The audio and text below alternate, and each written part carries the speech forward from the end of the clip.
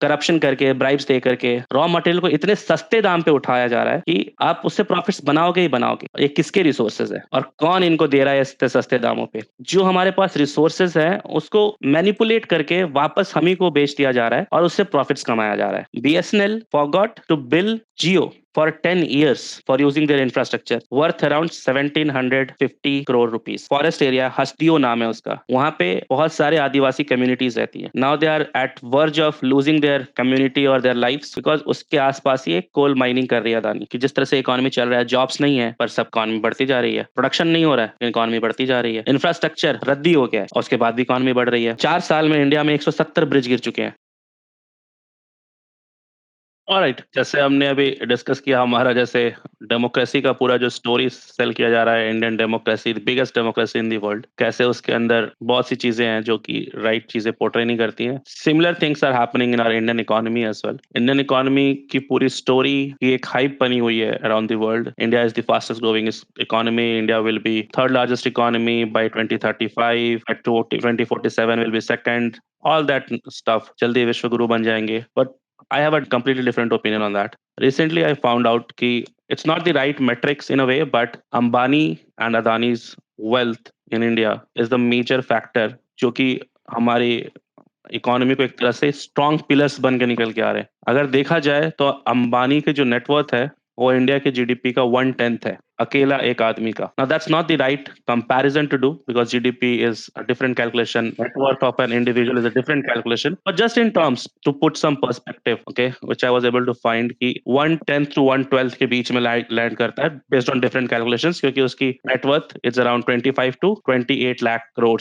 Now Adani's net worth is around 15 lakh crore. वो थोड़ा ऊपर नीचे होता रहता है बेस्ड ऑन इट्स वैल्यूएशंस, क्योंकि उसकी किसी न किसी करप्शन रिपोर्ट में नाम आते रहता है तो उसके शेयर प्राइस ऊपर नीचे जाते रहते हैं, तो उसकी वैल्यूएशंस बहुत तेजी से ऊपर नीचे जाती हैं। आज 15 लाख है, कल 25 लाख भी हो सकती है। नाउ अगर इन दोनों को देख लिया जाए तो करीब करीब इनकी नेटवर्थ 15 से 20% के आसपास है इंडिया की टोटल जीडीपी के, जो कि अपने आप में एक डिफरेंट स्टोरी टेल करती है। क्योंकि अगर देखा जाए तो ये पैसा आया कहाँ से? मेरे हिसाब से इकोनॉमी के अंदर एक फेयर अपॉर्चुनिटी होना चाहिए, जैसे हमने पहले भी डिस्कस किया, इलेक्शंस के टाइम पे भी सबके पास एक फेयर अपॉर्चुनिटी होनी चाहिए। वैसे एक स्टेबल ग्रोइंग इकोनॉमी में सबके पास एक फेयर अपॉर्चुनिटी होनी चाहिए, बराबर का मौका सबको मिलना चाहिए।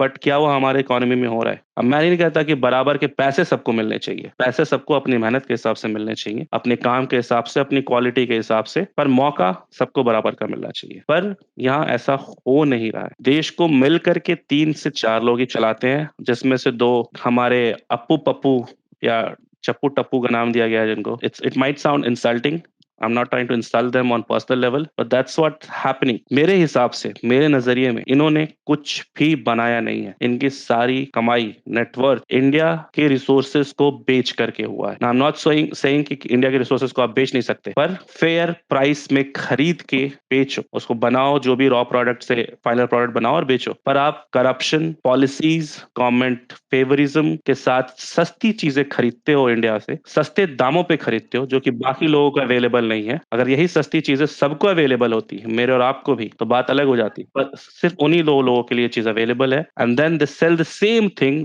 Back to us.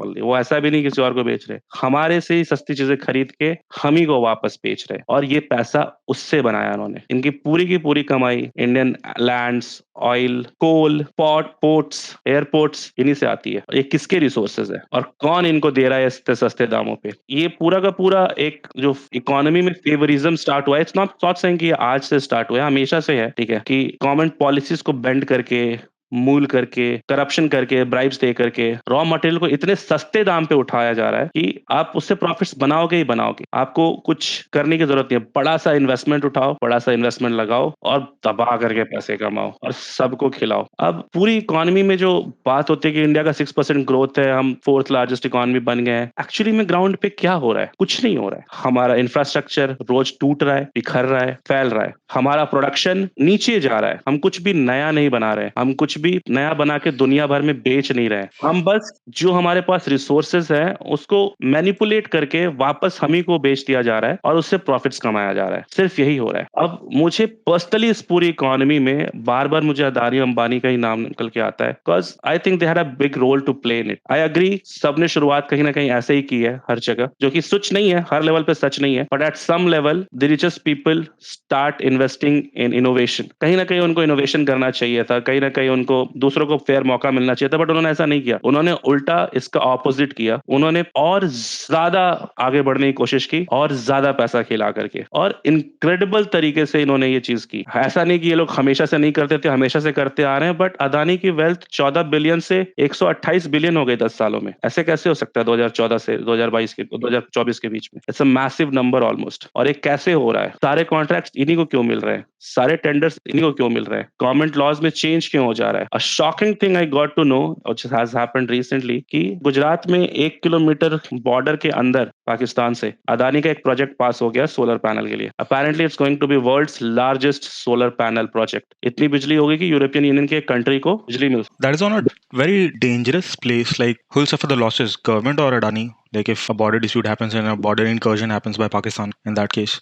See, obviously, all the business infrastructure is always insured. And see the other way around. I agree कि वो थोड़ा risk prone area है. Things might go up and down, risky area है. But what happens because of this risk? ऐसा तो है नहीं कि हर रोज war होने वाले हैं. 5-10 साल में हो सकता है कभी हो. Possibility है. But on the flip side, the assurance जिस चीज की है, जो 100% sure है, कि उस जमीन के रेट कितने कम होंगे, massively कम होंगे. कोई competition नहीं है वहां पे. Competition वैसे भी नहीं होता है अदानी के लिए कभी भी. पर इतने कम रेट्स पर तो जमीन उठा करके बिजनेस कर रहे हैं वहां पे. और इसका फैसला भी बहुत ही प्राइवेट तरीके से हुआ था। कुछ सीक्रेट मीटिंग्स हुई थी गवर्नमेंट ऑफिशियल्स और मिलिट्री ऑफिशियल्स के बीच में, और मिलिट्री ऑफिशियल्स ने बहुत सारी रिक्वेस्ट की थी कि हमको टैंक्स ले जाने का पाथवे चाहिए, अगर इमरजेंसी केस में हमारे ऑपरेशंस के लिए हमको कुछ इंफ्रा चाहिए जो उससे हमारे काम को डिस्टर्बेंस ना हो, और वो सब ओवरलुक कर दिया गया और वो बिल पास हो गया और अब वो प्रोजेक्ट स्टार्ट हो गया। ऐसे ही अदानी को 2014-15 के टाइम जब गुजरात में हमारा वो प्रोजेक्ट बन रहा था, जिसको ये लोग इंडिया का बिगेस्ट फाइनेंशियल कोई सोसाइटी एरिया जैसा कुछ बना रहे हैं, लोग प्रोजेक्ट्स है, इंफ्रा बना रहे हैं, तो वहां पे इन लोगों ने शुरू किया, तो उस वक्त लोगों ने जमीन खरीदनी शुरू की। अदानी को जो जमीनें बेची गई वो ₹1 से लेके ₹32 पर स्क्वायर किलोमीटर के रेट पे वैरी करती हैं, अलग अलग प्रोजेक्ट्स के लिए अलग अलग एरिया में। बट उसके कंपैरिजन में बाकी लोगों ने, बाकी कंपनियों ने जिन्होंने गुजरात में जमीन खरीदी, जैसे कि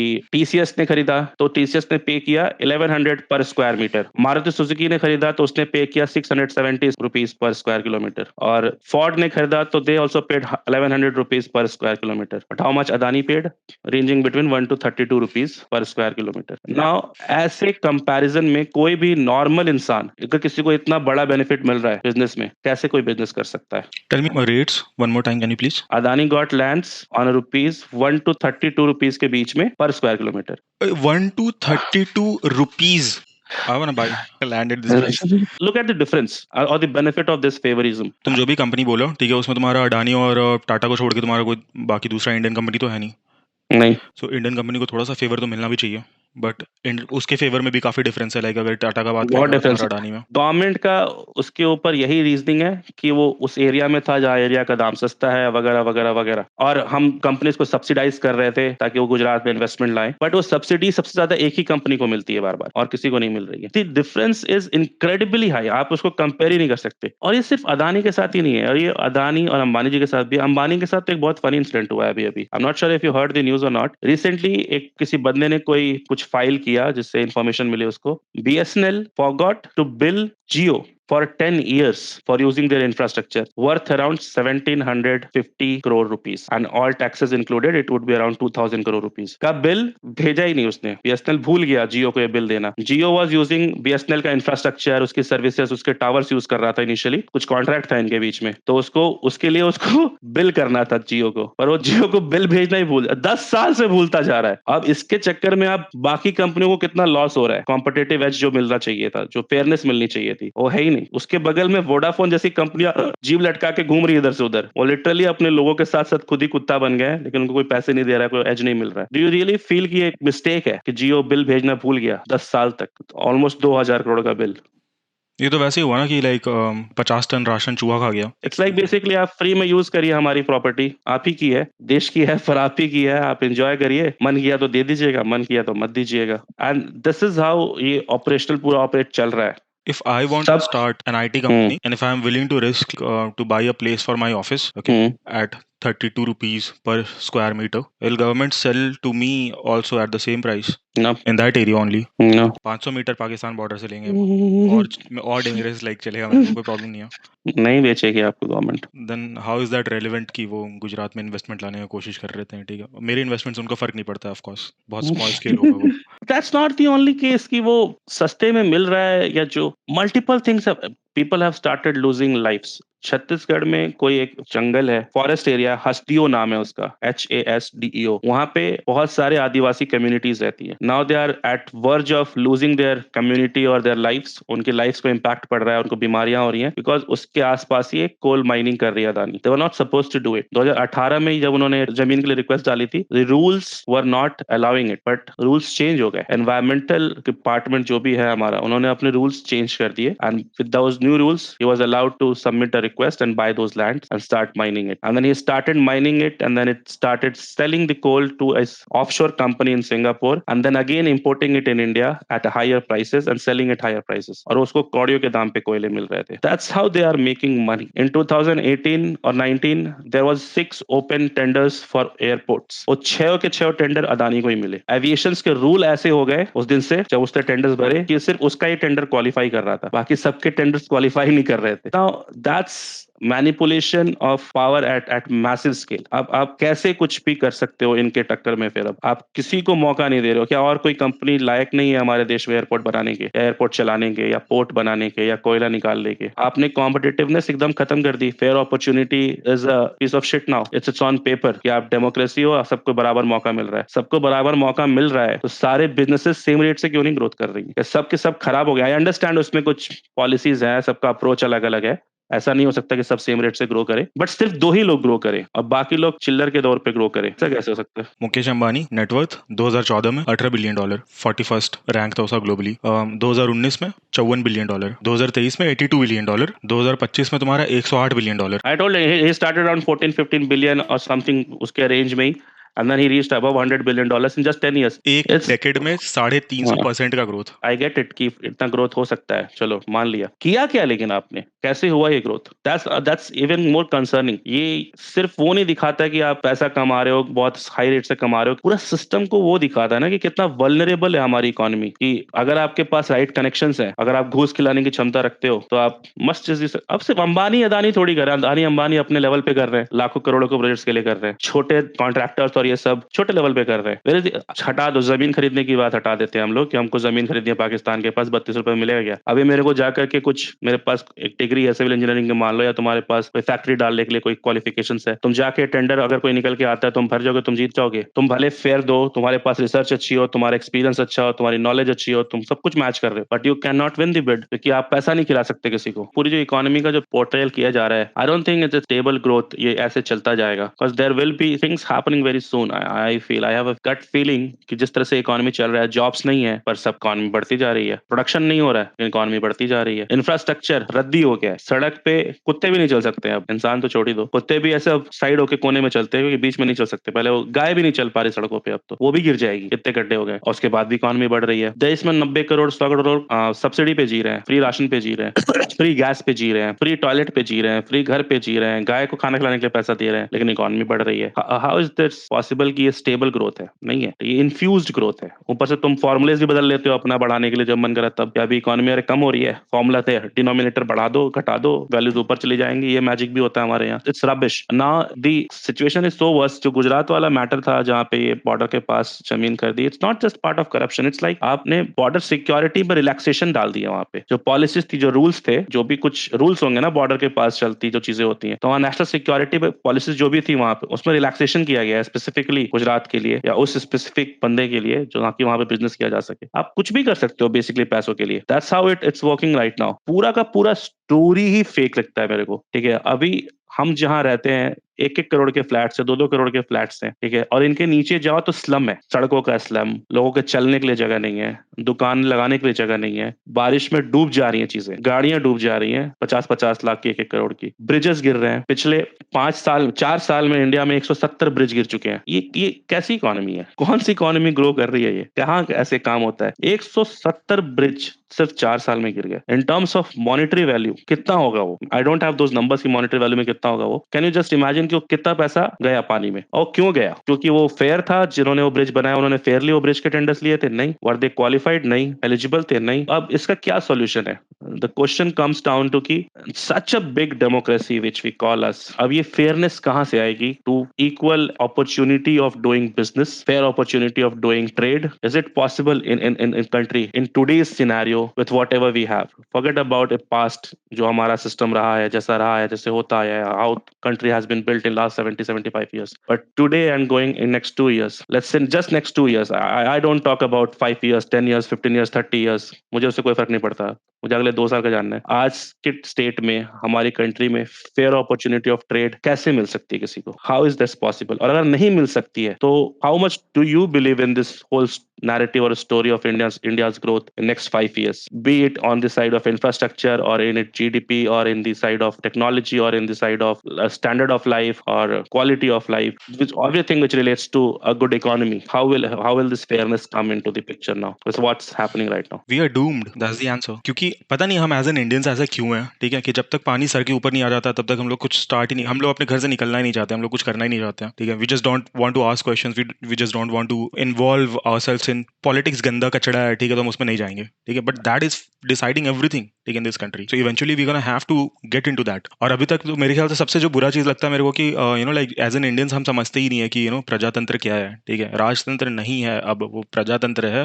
प्रजातंत्र में राजा प्रजा है, ठीक है, that's why it is called प्रजातंत्र। Those are just ministers. जो सिविल सर्विसेज वाले बंदे हैं, they are like just public servants, but हम स्टिल उनको साहब की तरह ट्रीट करते हैं कि आप ही मालिक हो। पता नहीं यार, बहुत प्रॉब्लम है हमारे साथ। हम लोग कल्चरल कॉन्स्ट्रेंट्स में बंध गए हैं करंटली कि we are not thinking straight. And I think like now it's irrelevant कि हम अपने लाइक पेरेंट्स के जनरेशन के लोगों से बात करें, because they are like completely irrelevant in today's scenario. देखो, मेन बात है कि हम लोग का जो जनरेशन है वो तुम्हारा मतलब ज्यादातर ऐसा कि क्वेश्चंस नहीं पूछना, चुप रहो, अपना काम करो, लाइक सेल्फ ग्रोथ पे ध्यान दो। ऐसा इसलिए because of the parenting, because हमारे पेरेंट्स ने हमें बचपन से वैसे ही बनाया है कि don't ask questions, just work on self growth, ठीक है, अपना देखो, अपना देखो, अपना देखो। और अब तो देश छोड़ के जाना भी सॉल्यूशन नहीं है, because of the cases of racism which are going higher and higher in all the other countries against Indians.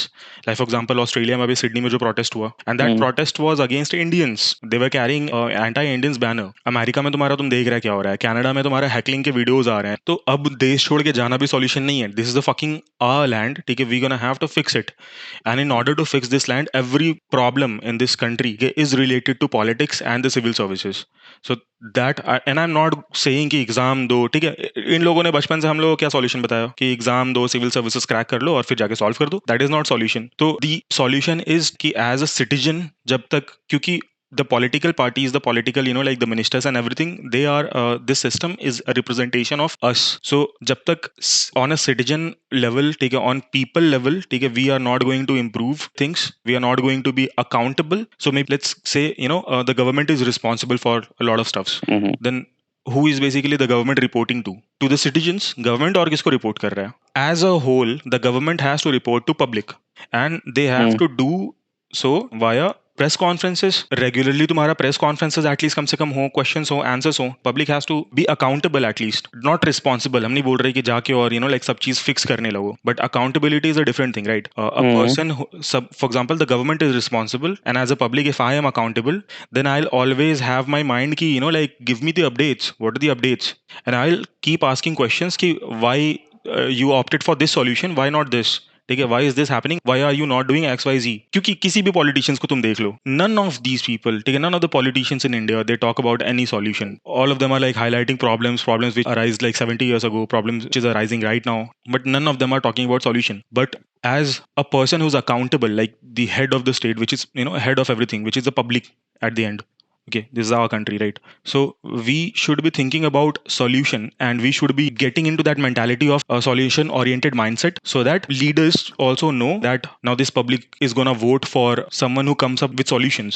Someone is not singing just the problems, so they'll also like start manifesting their election agendas in that, maybe.